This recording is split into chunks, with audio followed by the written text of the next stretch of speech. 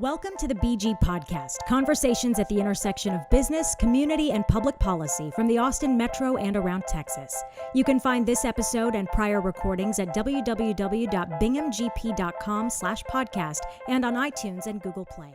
Hello, this is A.J. Bingham, CEO of Bingham Group. Our guest today is Drew Hanish, the co-founder of PRAVO Construction. Welcome to the show, Drew. Yeah, thank you for having me. I was honored to be a part of the show when you asked. Yeah, man, you're too kind, but I'm glad you could make it. And I've been a fan of your firm and you for a while and the work you're doing as a company, but also your view of the view y'all have as a brand, right? And I know we're talking about that a little later. Before we get into that, though, just what's been going on? What's your background? Yeah, well, certainly, likewise on the what you're doing with the podcast and some of the things that you're doing to have an impact not only in business but in our community for sure. So, thank you for having me on the show. And yeah, just a little bit about my background. I come from a larger general contractor background, and about 3 years ago now, we put a collective team together, a good solid team together, and we started PRAVO Construction here, local in our Austin market here. And I'm just curious too, man. Since we've met, what is PRAVO? What's the background of that, right? Mine's just Bingham Group, so I have the idea. I want to promote my brand and me. So it's Bingham Group. Right. What's PRAVO? Yeah, and so we wanted to promote, or we wanted to have a name and a brand more than just Daniel and Drew's construction company, right? And you see that typical in our industry. And Daniel's your co-founder? Daniel is a co-founder. He's in the room with us right now. He's hanging out, doing some background shots for us. Thank you, sir. Yeah, exactly that is we wanted to, obviously from the inception of the company, we wanted to find a way to differentiate ourselves and really create a brand, something that we could market that was larger than us. So. Yeah, and it's interesting, right? Again, we'll talk about this later, but just outside looking in as someone who's new, for me, if I was new to the Austin market or is new to the general contractor world, you know the difference between your company and X, Y, and Z companies. I don't. I see general contractor. You might look up reviews and those kind of things, but overall, you're right. I mean, just as an outside looking in, you don't. It's up to you as the owner of the company to differentiate. And we definitely at Bingham Group view it the same way. It's I think we have some strengths that the lobbyists don't, but as a consumer side, you have to put your brand out there and position in a certain way to convey those things and hopefully attract the kind of clients you want. Yeah, you're exactly right. So even from the outside in, where you said that, to you, a lot of general contractors may look the same. Even internally, when you get in our world, you'd be surprised how similar the product is on a day-to-day basis. And so we're always striving for finding different ways to be to differentiate ourselves, and actually the product itself. So not just the marketing and the branding and things that we've taken that level of approach to, but really actually the substance in the product that we're delivering as well. So. And what kind of products? What kind of products are y'all delivering? What's your market? Our market, we're primarily corporate interiors in the private sector. So we also do mixed use, industrial flex space as well. And so that's primarily the sector that was a good entry for us early. Okay. And your company's been around 4 years now, almost? Almost 4 years. Yeah, 3 years. 3 years, okay. Yep. Very good. So, let's get into the current state of Austin's construction sector from y'all's view. What are you seeing, good and bad? I mean, just looking at from the skyline, seems like things are going very well. Yeah, obviously a lot of tower cranes, but I think everybody hears the story of Apple moving here, Google making a move on the block 185. Where is that at? I've heard about that before recently. It's just right in the heart of downtown. So right in the heart of downtown, they've acquired and taken the lease for an entire building down there. And they've also, just on the east side of downtown, just picked up another 150,000 square feet. I read that in Plaza Saltillo, right? Yeah, exactly right. So, those are obviously big companies. That, and with Indeed is another company that's taking mass real estate in our market as well.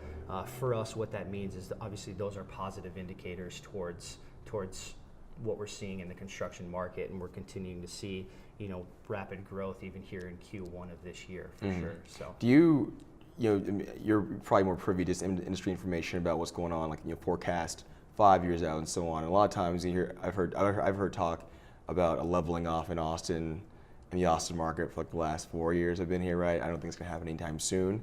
But are you seeing at some point, would there be a leveling off? And there might be a nationwide leveling off, but Austin generally seems, just from past trends, relatively insulated from that. What's your take on that? Yeah, and I think so. And I'm by no means a professional in economics to understand huge market trend. But what we hear in the construction industry is obviously we're looking at any indication for some sort of leveling off. And we really don't see that really in 2019 happening. Mm-hmm. We're still having good conversations and looking for backlog anywhere through Q3 and Q4 of this year. Mm-hmm. So if there is any sort of leveling off into the market, I think you're going to see a lesser impact in Austin due to a lot of those big companies in this market. I mean, yeah, just I think the news too, just with Amazon's deal, imploding in New York, yeah, and those jobs being just spread around their various existing sites from the country. And Austin already had a big Amazon footprint, and that's going to make it even bigger with those, and who knows how far it'll grow. Yeah, correct. And one thing that you see from those big companies, and that we haven't seen to date here in Austin, is what that trickle-down effect, and I know you had mentioned 5 years out, the trickle-down effect of the quality of people that those large companies are bringing here to Austin. And we understand, startups really spin off from those companies and the good quality people that they're bringing into this market. And so, in 5 years' time, that's where in the private sector where you're going to see a lot of tech startups, and we've already kind of started to see that. But we'd like to see much more of a trend of a lot of startups here in Austin growing to a different size, and I think you'll start to see that in 5 to 10 years' time. Yeah, it's like it's growing. It's like crops, yeah, right? Yep. From what I've read, because I'm on a farmer by any means. Let's get into some just where issues citywide, is policy issues that are of concern or you're looking at. Oh yeah, I would say consistently we hear about the permitting, which is anything from what are the requirements for permitting, what are the set in stone timelines so you can plan accordingly, and there's also a conversation on costs. And I know that as of recent, Rodney Gonzalez has been appointed to kind of oversee that, and so there's been a lot of positive momentum towards that, and I think that we're going to see a much more established, again, timeline, cost, and really what's required from a building permit when it goes into the city. Yeah, I mean, Rodney's been he's a prior guest in the show, and I think we interviewed him right before he got the call up to be assistant city manager. Yeah. But the permitting department, development services department is now under his purview. So I think a lot of the positive reforms and ideas he was trying to implement there are still going to happen because now he is the person, he is the man over there. Yeah, and it's really having that one point of contact or more or less of who's responsible for that element with the city that is just in itself going to lend itself to effectiveness. Yeah. Well, now we get to some of the more broader entrepreneurial parts of this discussion. Drew, again, one of the reasons we first connected when looking at PRAVO and how y'all presented your brand in social media and just in person, I thought there was a lot of alignment with how Bingham Group looks to project our brand. And similar, even though we're in different industries, I think we both understand the need to differentiate because we're both in sectors that have established incumbents.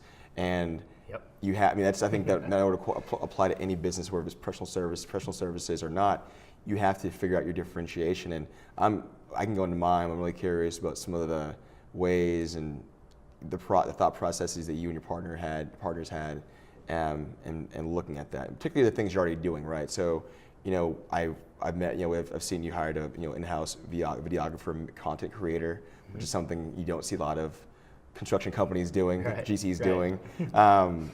Just having very robust email content, get your white papers periodically, seeing how you promote your internal employees.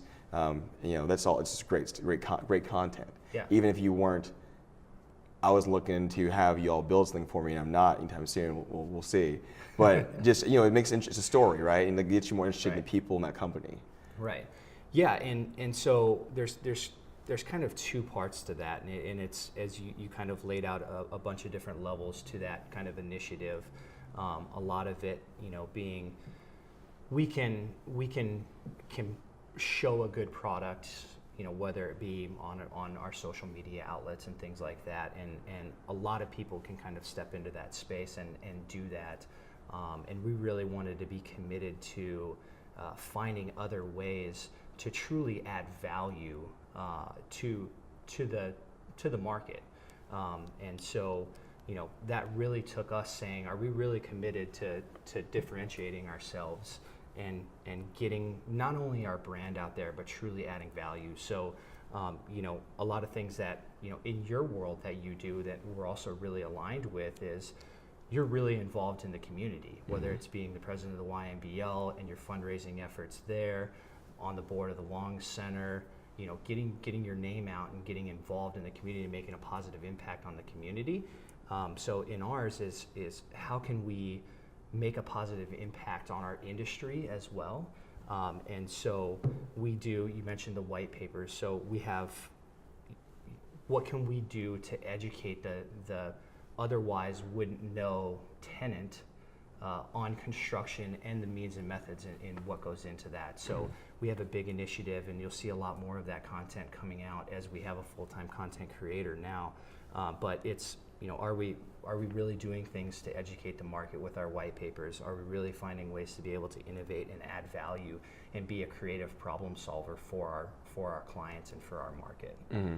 Yeah, I think tagging into my thought processes again, aligned with a lot of things you just said, the fundamental part to me is about even having that idea beyond wanting to serve your clients, right?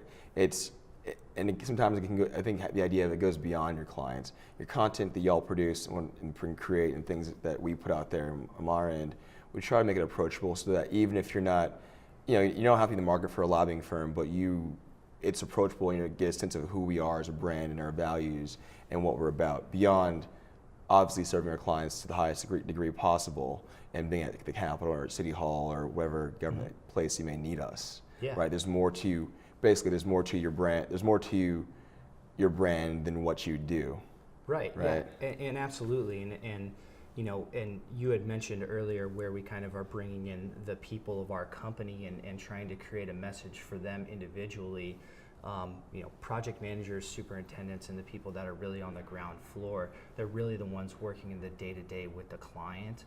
And so, establishing their message and building their name and then wrapping that into what our overall culture and values to positively impact each other and our community. Those are kind of values as a company that we try to create that message and try to tie that message in and around our brand.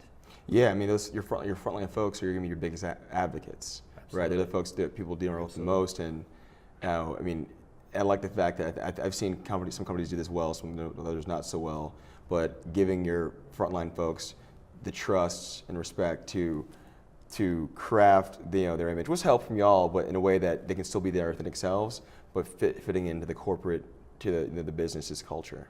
Yeah. It's important. It's something we, as we scale up, hopefully this year, are definitely take into account with how we bring people in for hires or for 1099s, those kind of things, and how we just get them bought in, but still, we hired them for a reason. Anyone in my firm, day one, I want them thinking about business development, right? Anyone, if there's admin, intern, partner, so on, everyone to my office is business development, right? Yeah. No clients, none of us get paid, right? And we need that, and so you do that by being out in the community. You can't just, you're not relying on one person to bring in business. Right. Yeah, and for any business to grow and for us to continue to grow, we need to do that. We need to build the people within our company as well. Yeah. Well, Drew, this has been great. And honestly, I'd love to continue this discussion about brand and entrepreneurship, but I think a lot of the topics that we've talked a lot about offline would be applicable to multiple sectors in the city. And I know as y'all are looking to start your own podcast and some video content. Yeah, absolutely. Maybe we can just do a crossover show and continue this on the next episode. Yeah, the first episode of your show. We would absolutely love to have you on one of our shows here sometime in the future and talk about I think you exemplify what it means to start a business and the hustle and grind that goes into that, and something as simple as, at some point talking about what your morning or daily routine is and some of those things. Well, you can follow me on Instagram at go Bingham and get the full suite of my 4 a.m. wake up times and on it gym workouts and on with the day. So I'm happy to. People, if anyone wants to sneak preview of that, you can just go to my Instagram account and see that part. And that's it. I love the hustle, and I love what you bring, and like I said, you really exemplify what it means to be an entrepreneur and startup, and so we could talk about that for hours. So cool, man. We'll thank you, have sir. to do another show. Have you back on. Yeah. Take care. Thank you very much. I appreciate it. To the BG Podcast, conversations at the intersection of business, community, and public policy from the Austin Metro and around Texas. You can find this episode and prior recordings at www.binghamgp.com/podcast and on iTunes and Google Play.